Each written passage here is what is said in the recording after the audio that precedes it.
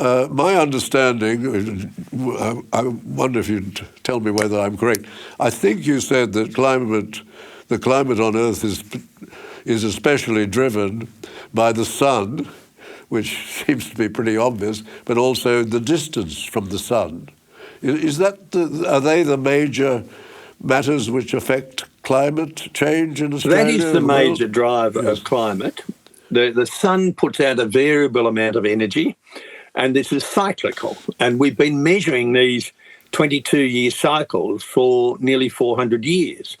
We also have cycles every 200 odd years, every 10,000 odd years. So the planets receive a variable amount of energy from the sun. We have what is called a solar constant, and there's no such thing now as a solar constant. We can measure a variable amount of energy coming from the sun. We also have what are called Milankovitch cycles, and these have been known for more than 100 years. And this is where the Earth's orbit changes from circular to elliptical, putting us slightly further from the sun or slightly closer to the sun. And they are every 90,000 years of cold and 10,000 years of warm, and we're currently in one of those 10,000-year warm periods. But we also have the axis of the Earth change, and this is every 40,000 years or so. And we also wobble like a top every 20,000 years. So the Earth's orbit changes and we get closer or further to the sun, and hence we have more or less energy coming from the sun. And then we've got to combine that with the variable energy that comes from the sun.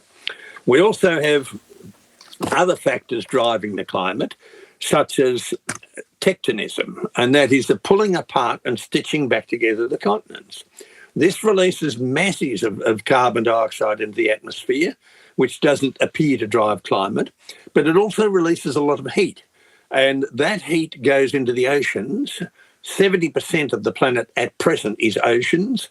Where we're pulling apart the oceans in the mid-ocean ridges, we are adding a lot of heat to the oceans. The volcanologists have a correlation between when we get earthquake activity and volcanic activity in the mid-ocean ridges and when we get the warming of the oceans and an El Nino effect. We don't know that enough, but there's a strong suspicion that the pulling apart of our continents is changing the ocean heat balance.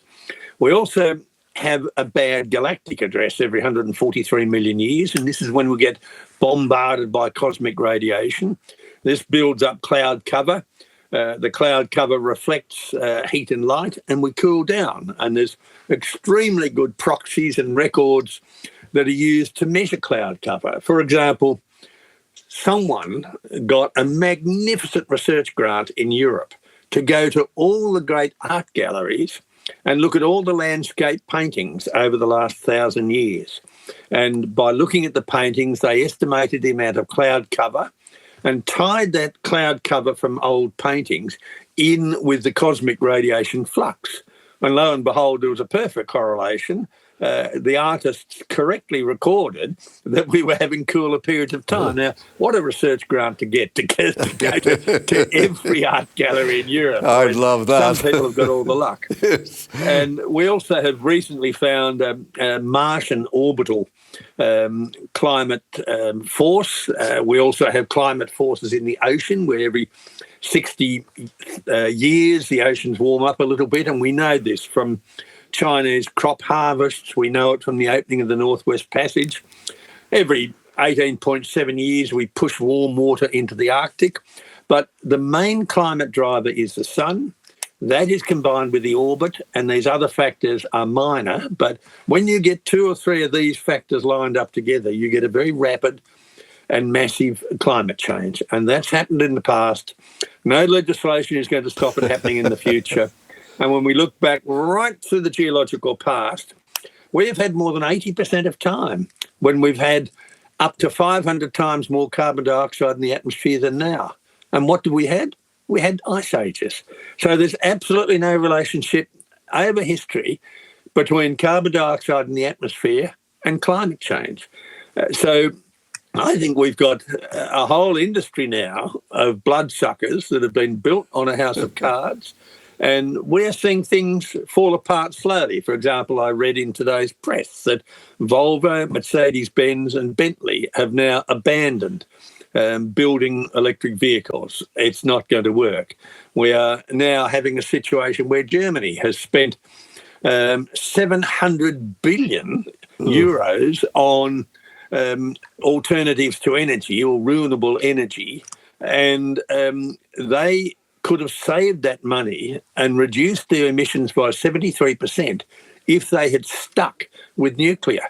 So there have been some tragic mistakes made. We can afford to make those mistakes because we are very wealthy compared with, say, 500 years ago.